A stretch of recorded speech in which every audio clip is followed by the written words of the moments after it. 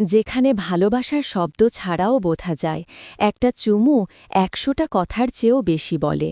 আর একবার জড়িয়ে ধরা মানেই পুরো পৃথিবীটা একসাথে জড়িয়ে ধরা। এই গল্পটা তেমনি এক রাতে লেখা, যেখানে ভালোবাসা কেবল ছুঁয়ে যায় না, ভেতরটাকে আলো করে রাখে। চলো শুরু করি। রাফি তেল নিয়ে আমার পাশে এসে বসল। ওর হাতে চন্দনের তেল, আর আমার পিঠে জমে থাকা একটানা ব্যথা। ও ধীরে ধীরে আঙুলে তেল নিয়ে আমার পিঠে লাগাতে লাগল। তেলের গরম ভাব আর ওর ছোঁয়া একসাথে গায়ে লাগতেই আমার শরীরটা একটু কেঁপে উঠল। আমি চোখ বন্ধ করে বললাম, আরও একটু উপরে করো, ঘাটের নিচটা খুব জ্বালাচ্ছে। রাফি ঘাট বরাবর তেল মাখল। ওর আঙুলে যেন নরম একটা ভাষা ছিল। প্রতিটা ছোঁয়ায় আমার দম আটকে যাচ্ছিল, মন হালকা হচ্ছিল, শরীর গলে গলে যেন কথা বলতে চাইছিল। রাফি বলল, তোমার গায়ে তেলের এই গন্ধ মনকে শান্ত করে দেয়। মনে হচ্ছে কোথাও নরম আলো বসে আছি। আমি ফিসফিস করে বললাম, তুই করো রাফি, আজ শুধু তোর ছোঁয়া চাই। ধীরে ধীরে ভেতরে একটা গরম অনুভব জমে উঠছিল। আমি বললাম, তুই যদি পাশে উঠে বসোস তাহলে হাতটা ভালোভাবে চলবে। রাফি আমার কাছে উঠে বসল। ওর গাথিরে হালকা তাপ আসছিল। ওর মুখ আমার কানের পাশে। আমি চোখ বন্ধ করে বললাম, আজ মা বলো না, শুধু আমাকে ছুঁয়ে থাকো, যেখানে খুশি। ও নিচু হয়ে আমার ঠোঁটে হালকা চুমু দিল। চোখ খুলে তাকালাম। ওর চোখে কোনো লজ্জা ছিল না, ছিল এক গভীর টান। ও বলল, তুমি যদি চুপ থাকো তাহলে আমি তোমাকে শুধু ভালোবাসব।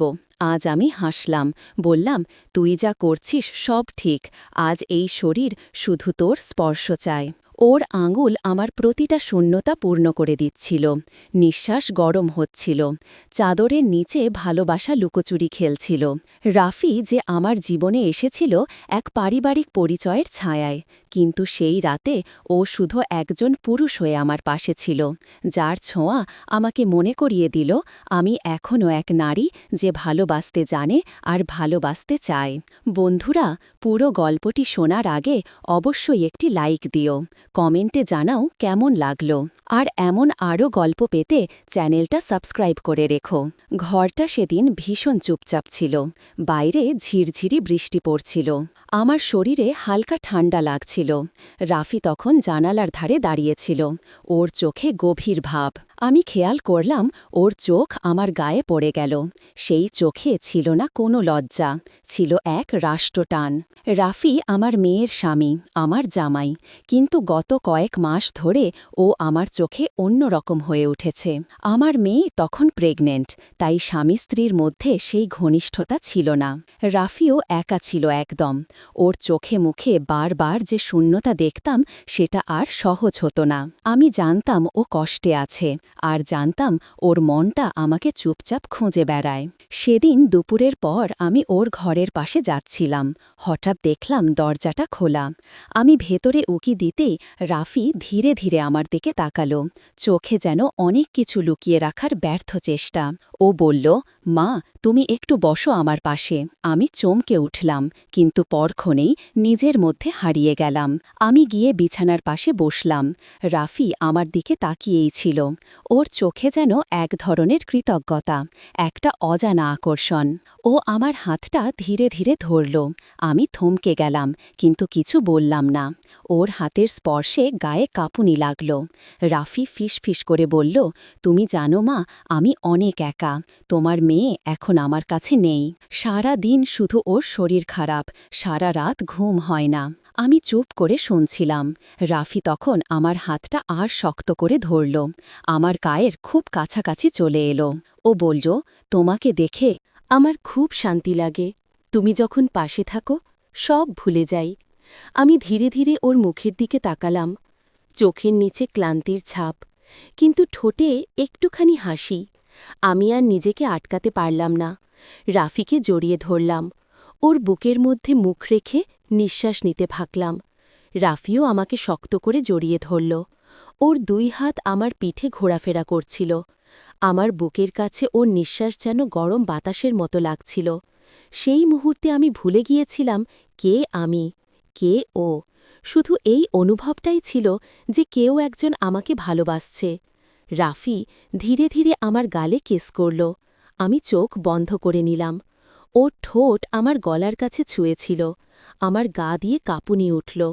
আমার গলায় ঠান্ডা কাপা গলা নিয়ে বললাম, রাফি, এটা ঠিক নয়। আমরা যা করছি এটা কেউ জানলে সহ্য করতে পারবে না। রাফি ফিসফিস করে বলল, আমি কিছু ভুল করছি জানি, কিন্তু আমার মন যা চায় সেটা তোমাকেই বলে। তুমি ছাড়া এখন আমি কিছু ভাবতে পারি না। আমার চোখ ভিজে যাচ্ছিল, কিন্তু আমি কিছু বলছিলাম না। সেই নরম আলোতে আমাদের দুজনের ছায়া মিলেমিশে এক হয়ে যাচ্ছিল। বৃষ্টির শব্দের নিচে আমাদের নিঃশ্বাসের শব্দ মিলেমিশে গিয়েছিল। রাফি ধীরে ধীরে আমাকে বিছানায় বসিয়ে দিল। আমার চুলে হাত রাখল। আমি ওর মুখের দিকে তাকিয়ে গিয়ে বললাম, তুমি কি জানো তুমি কি চাইছ? আবির শুধু বলল, তুমি পাশে থাকো, এটাই চাই। তোমার গায়ে মুখ রেখে ঘুমাতে চাই, তোমার নিঃশ্বাস শুনতে চাই। আমি কোনো কথা না বলে আবার ওকে জড়িয়ে ধরলাম। ও আমার কপালে আলতো কিস করল। ওর ঠোঁট আমার কানের কাছে এসে গিয়ে হালকা করে বলল, তুমি আমার সব। সেই রাতে ঘুম হয়নি, শুধু শরীর নাই, মনটাও হালকা হালকা কেঁপে উঠছিল। যে অনুভবটা ছিল তা শুধু শরীরের নয়, ভালোবাসার ছায়ায় ঢাকা এক অন্য রকম আলো, যা কেউ বোঝে না, শুধু অনুভব করে। রাত তখন অনেক হয়ে গেছে। আমি বিছানায় শুয়েছিলাম একা। হঠাৎ করেই আমার দরজার কড়া নাড়ার শব্দ শুনতে পেলাম। আমি আস্তে গিয়ে দরজা খুললাম।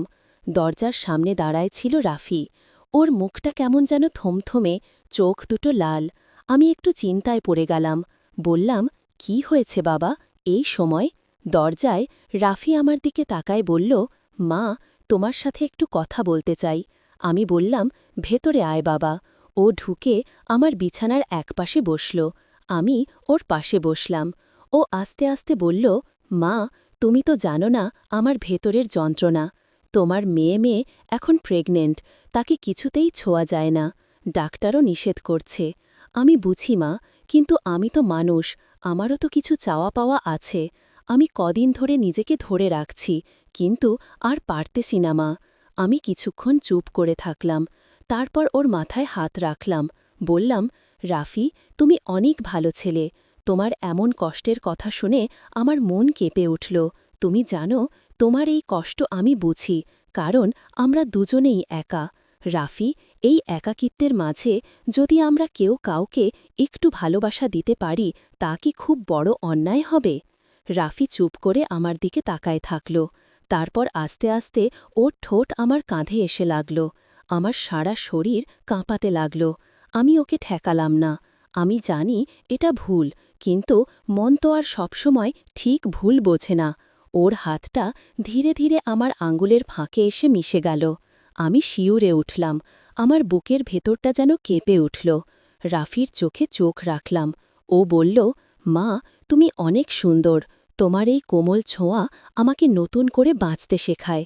আমার চোখে জল চলে এলো। আমি ওকে জড়ায় ধরলাম।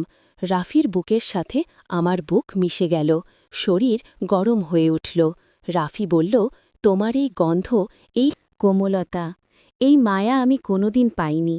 আমি আজকে সবকিছু ভুলে তোমার ভালোবাসা পেতে চাই। মা, আমি ওকে আর দূরে ঠেলতে পারলাম না। ও আমার ঠোঁটে ঠোঁট রেখে চুপচাপ থাকল। কিছুক্ষণ আমার সারা শরীর কাঁপছিল, কিন্তু আমি ঠেকালাম না। আমি শুধু বললাম, আজ রাতটা শুধু আমাদের। রাফি, এই রাতের কথা কেউ কোনো দিন জানবে না। এই রাত আমাদের ভুলের মতো এক ভালোবাসা, কিন্তু এই ভুলটাও আমি সারা জীবন মনে রাখব। রাত কেটে গেল। রাফি আমার পাশে ঘুমিয়েছিল। ওর মুখের দিকে তাকিয়ে আমি শান্তি খুঁজে পেলাম। আমার বুকের ওপর ওর মাথাটা রেখে ও ঘুমাইছিল। সকাল হলে আমি চুপচাপ উঠে গেলাম, সবকিছু আগের মতো করলাম। রাতটা তখন মাঝ রাতে গিয়ে ঠেকেছে। চারদিক নীরব, ঘরের বাতিটা একা জ্বলছে। রাফি তখনও পাশেই বসেছিল। চোখে ওর এক অদ্ভুত আকর্ষণ, যেন আমি ছাড়া ওর আর কিছু দেখা লাগে না। আমি তখন ওর চোখের ভেতর একটা কান্না দেখতে পেলাম। ও আস্তে করে বলল, মা, তুমি কি জানো, আমি আসলে অনেক দিন ধরেই ভেতরে কষ্ট নিয়ে ঘুরছি। তোমার পাশে থাকলেই মনে হয় শান্তি পাই। তোমার কোলটা আমার সব শান্তির ঠিকানা। আমি ভেতরে কাঁপছিলাম। একদিকে মেয়েটা আমার প্রেগনেন্ট, তাদের স্বামী স্ত্রীর মেলামেশা বন্ধ। আর এই সময় রাফির মন আমার দিকে ঝুঁকে পড়েছে।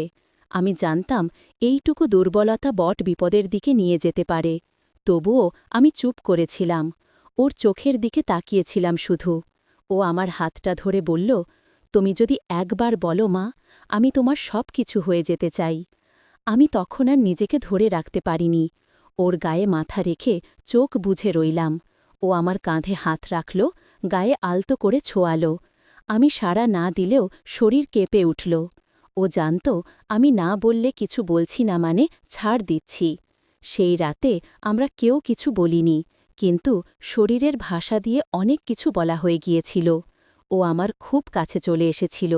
আমার গায়ে ওর হাতটা ঘুরে বেড়াচ্ছিল একদম ধীরে। আমি চোখ বন্ধ করে শুধু নিঃশ্বাস ফেলছিলাম। বুকে হাত রাখল ও, হৃৎটা যেন ধক ধক করে উঠল। আমি তখন হালকা করে বললাম, তুই জানিস না, এটা ঠিক না। তুই আমার মেয়ের স্বামী। রাফি কিছু বলল না, শুধু আমার গালটা আলতো করে চুমু খেল। আমি চোখ খুলে তাকালাম। ওর চোখে ভালোবাসা আর ভয় মিশেছিল। রাতটা আমাদের দুজনের জন্য অন্য রকম ছিল। ভোরের আলো আসতেই আমি উঠে গিয়েছিলাম। আয়নায় নিজেকে দেখে লজ্জা পেয়েছিলাম। তবুও একরকম শান্তি অনুভব করছিলাম। মনে হচ্ছিল জীবনের এমন এক অনুভূতি পেলাম যেটা না বললেও সব বলে দেয়া। আজও রাফি মাঝে মাঝে আমার দিকে তাকিয়ে চুপচাপ বসে থাকে, আমার গায়ে এসে মাথা রাখে। আমি কিছু বলি না, শুধু চোখ বুজে থাকি। ভালোবাসা অনেক সময় গোপনেই আসে, যার নাম হয় শুধু একটা ছায়ার নিচে লুকিয়ে থাকে, যেখানে শরীর আর মন একসাথে কাঁপে। কেউ কিছু না বললেও ভেতরে ভেতরের সব কিছু বলা হয়ে যায়।